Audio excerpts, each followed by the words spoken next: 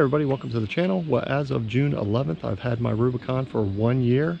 I thought it might be fun to take a look back to see when I first got it and what I've done to it, adventures we've gone on, some of the things I like about it, some things I do not like about it, and also go over future plans for the Jeep and see what kind of future adventures we're going to go on with it.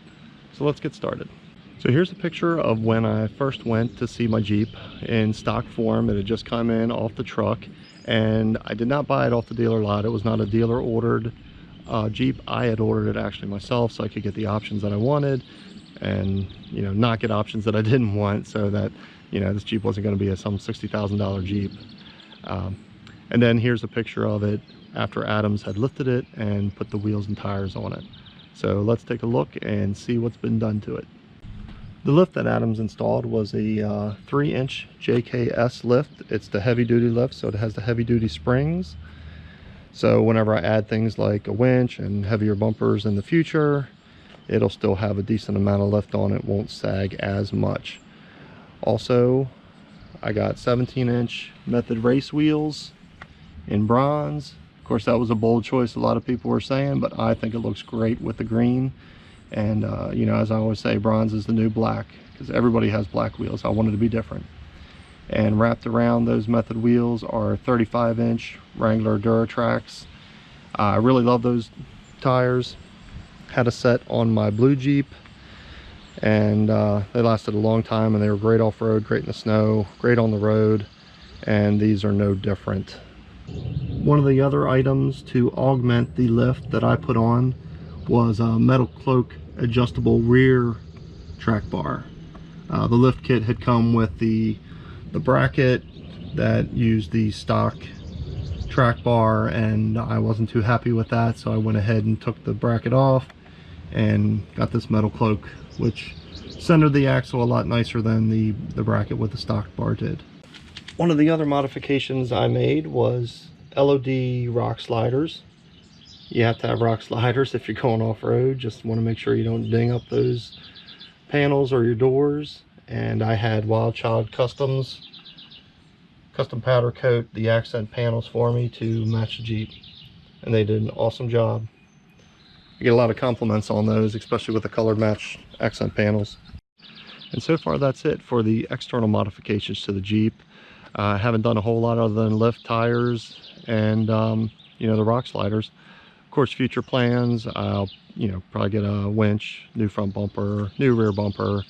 The list always goes on and on when you own a Jeep. If you guys own Jeeps, you know about that. And if not, then you probably have a friend that knows about that.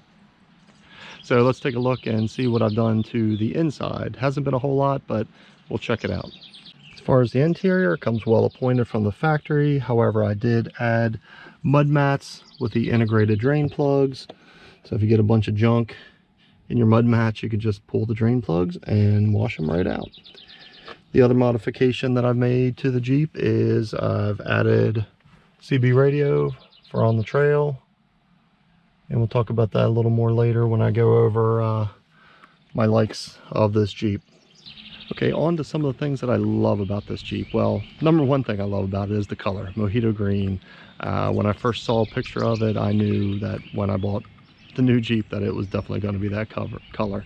The second thing I love about this Jeep is the fact that it's a Rubicon. My previous Jeep was a Sport, and while it did great off-road, I can really tell a difference in the crawl ratio, you know, based on the gears in the rears and also the gears in the transfer case. My Sport had 373 gears, and of course the Rubicon comes with 410, so I definitely notice a big difference off-road. It's much more capable.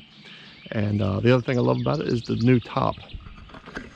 So there's no more fighting with zippers anymore. They just have these little flaps that tuck in, and that's all you have to do.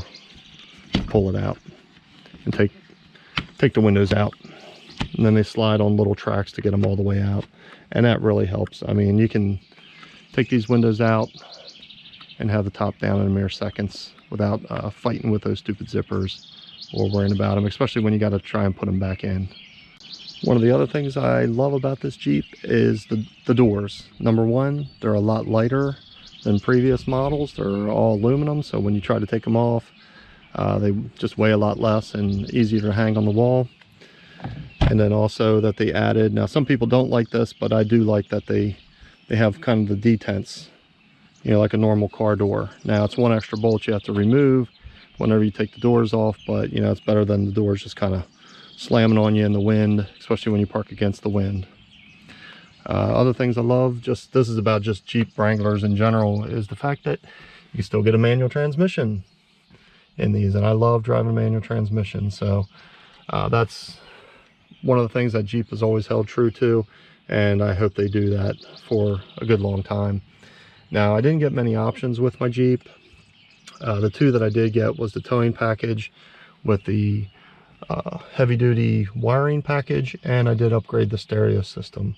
So with the upgraded wiring package, you get your 4 auxiliary switches down here. But not only that, but I found out that there are actually 6 wires underneath both the dash and under the hood, and they can all be operated by these 4 switches. But the extra 2 wires, one goes directly to the battery and one goes to the ignition. So if you have an accessory like my CB that you do not want to have hooked to one of the auxiliary switches, you actually have 2 other wires you can connect to. And that's what I wanted to get to, in that when I installed my CB, I actually used one of the wires underneath the dash to power it. And of course there's a lug under there for grounding, and it's worked out great. And you know, I really love that Jeep is thinking ahead of, you know, what does the consumer do with their vehicles. And one of the things is add accessories, add lights, add winches, and add extra radios and everything like that. So they've really accommodated you with these kind of switches here. Not only that, but I found out that going through the stereo system, these auxiliary switches can be set to a momentary switch, so it's only on when you press it, and as soon as you release it, it comes back off. Or if you press it and then it just stays on. So you know, you have many different options to choose from, even from those 4 switches, and every switch can be set differently. One of the other differences between the JKs and the JLs is there's a lot more room in the back seat. There's Wile E. Coyote. He's I've had him since I was 16 years old, and he's been in every car that I've owned. So, you know, he has to go for a ride in the Jeep. And of course, he's, you know, he's buckled in for safety. Can't have him flying out when the top is down, doors are off. But yeah, there's a lot more room in the back. And if anybody's ever been in the back seat of a JK, they know that the backs sit straight up. Well, in the JLs, they're reclined a little bit. So they're a little more comfortable to ride in than the JKs. And in the back, you also have some USB ports. I didn't mention that before. We also have an AC outlet in the back you can use for charging batteries, running a laptop, things like that. So there's tons of charging ports all throughout the vehicle. There's 2 up front, one in the dash, and then one in the center console as well. Okay, so on to my dislikes, which is an extremely short list because I absolutely love this Jeep and can't find too many things wrong with it. I mean, one of the obvious ones is, of course, gas mileage, but, you know, if you're buying a Jeep for gas mileage, then you're buying the wrong vehicle. So I really don't care about that. And it does pretty good for a Jeep. Get like 18, 19 on the daily, and on some road trips, I can get upwards 20, 21 miles to the gallon. So I don't think that's too bad for a lifted Jeep on 35s. But one of my biggest complaints is the key fob for this thing. This thing is gigantic. I mean, I know in the supercar world, everybody likes to have their giant keys and everything like that, but you know, the Jeep is a push start vehicle, so you don't even need to have the key in the ignition. So then you end up having it in your pocket, which takes up a lot of room and just, you know, kind of gets on your nerves. However, I did find that Jeep did include, right between the cup holders here, there's a little place to put your keys, I guess, when you drive. However, I use it for my cell phone because the cell phone seems to fit right in there as well. So it's a very convenient little spot. Again, another kind of cool thing. Just a place to put your cell phone and or the keys. I think it was designed for the keys, but I use it for my cell phone. And I think somebody I saw on the internet put like Pop-Tarts in there. So it'll hold Pop-Tarts for breakfast. The other thing, if I can get in,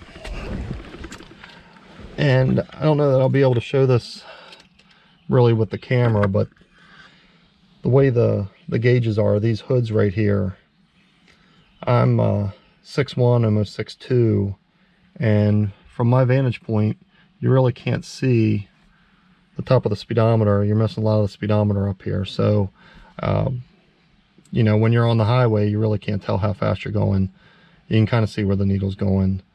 Fortunately, in the center information deal here on the dashboard, you can display the speed, which is what I normally do when I'm going down the road. So it's not a huge complaint, but you know, if this little hood here was just a little not as far sticking out, I guess, then you can see more of the speedometer as I go down the road. Other than that, really can't think of anything else I really do not like about this Jeep. I did think of one more thing, not really complain about the Jeep necessarily itself, but kind of what comes with the Jeep. My JK, both mine and my wife's, came with, you know, like a big mat here that had a rubber side and a carpeted side, and that was kind of nice because if you had something that was kind of dirty and everything, you know, you flip it over to the rubber side and not have to worry about messing up the carpet. And the JLs don't come with that. I mean, they come with, you know, tie down system and everything, which the JKs did as well, but it'd be kind of nice to have a mat included with it. So now on to the best part about owning a Jeep, because what's the point in owning a Jeep if you don't go on any adventures with it? When I first purchased it, my son and I drove it down to Florida to visit my parents, do some mountain biking, and just kind of hang out.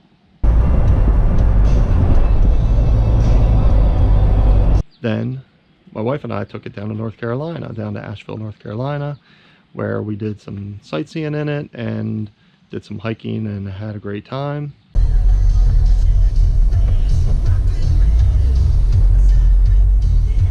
And there's our cow. And of course, I've taken it up to Roush a couple of times. There you go.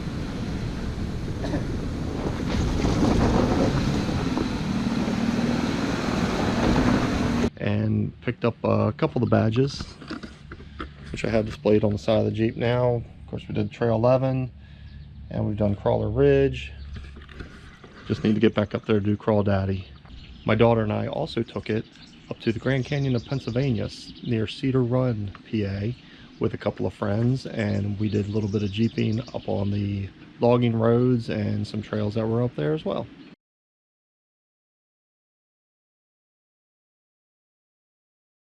And one of their recent adventures, we went down to Peters Mill Run, which we're also getting, that's also a badge of honor trail, and I'm waiting on that badge to stick on the Jeep as well.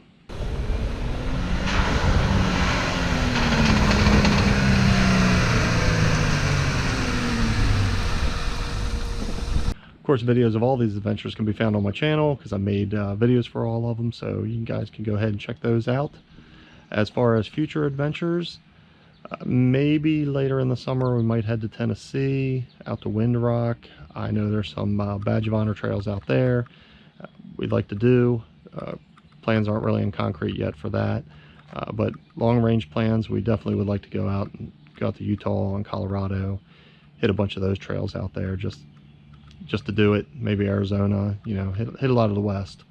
There's a lot of great trails out there, and just love to really see what this Jeep can do out there.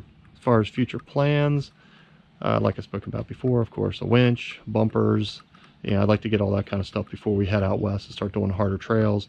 Probably a better skid system for underneath the Jeep. The stock skid system's okay, but I've seen other people have problems with it getting hung up on rocks and things like that. So I'd like to get a more streamlined, maybe the metal cloak, full undercarriage. Skid plate might be in order, something like that.